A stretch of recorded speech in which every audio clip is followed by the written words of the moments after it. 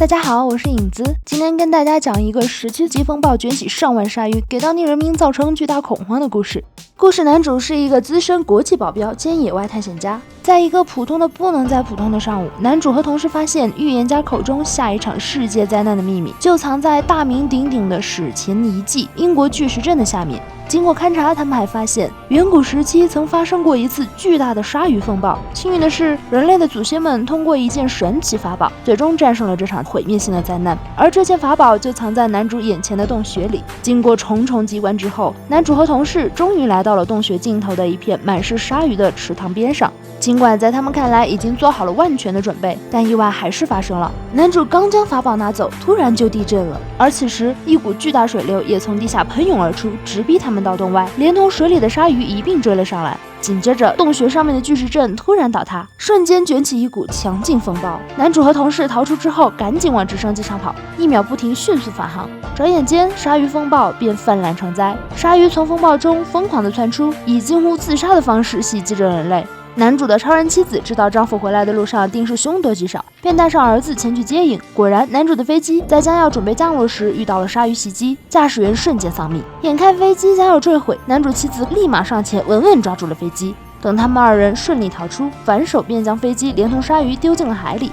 此时，鲨鱼风暴吹得各种建筑物支离破碎，东倒西歪。为了减少伤亡，男主妻子赶忙起飞拯救世界。而男主在听说女王宫殿遭到鲨鱼袭击时，也立即起身前去护驾。于是儿子便交给了同事看护。哪知这小家伙也是一枚响当当的好汉。鲨鱼来袭之时，他凭着科学家送给他的钢铁头盔勇往直前，一下子便将来犯的鲨鱼撞了个底儿朝天。同事看到也是吓傻了，却不知吸引风暴过来的真正原因是自己手里从巨石阵下带出的法宝。风暴在法宝的吸引下越来越大，越来越近，疯狂地卷走周边一切琐碎。尽管同事全力拉扯，男主的儿子终究还是被风暴吸了进去。男主回来后得知儿子被卷进风暴的消息，十分着急，于是托关系找到一架正在试验阶段的飞船，立马闯进了风暴。哪知飞船外壳尚未安装保护系统，三人见情况不妙，赶紧跳了出来，幸运躲过飞船爆炸。而此时他们距风暴也越来越远，想再闯进去已是难上加难。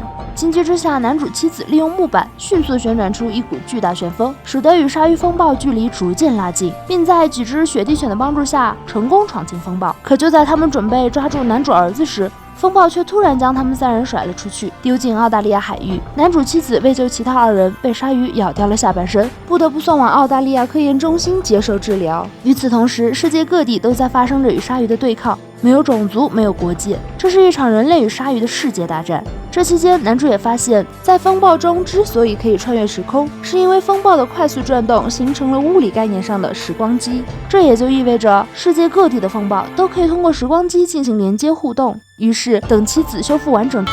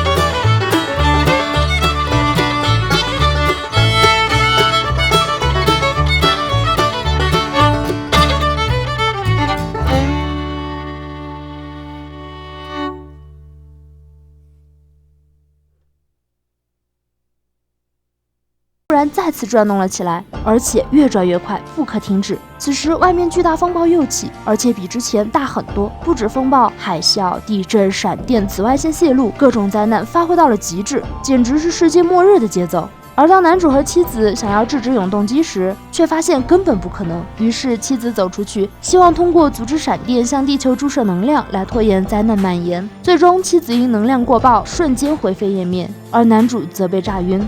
男主醒来后，风暴早已经停了。影片结尾，在男主挑着爱妻头颅回家的路上，一辆汽车迎面驶来，车上冒出一个看着比男主年纪还大的大哥，张口就叫男主爸爸。原来男主的儿子穿越到另一个时空，慢慢活了下来，然后又通过时空机，最终找到这里。好了，今天的故事讲完了。喜欢听影子讲故事的朋友们，可以关注一下说书女孩，我们下期再见。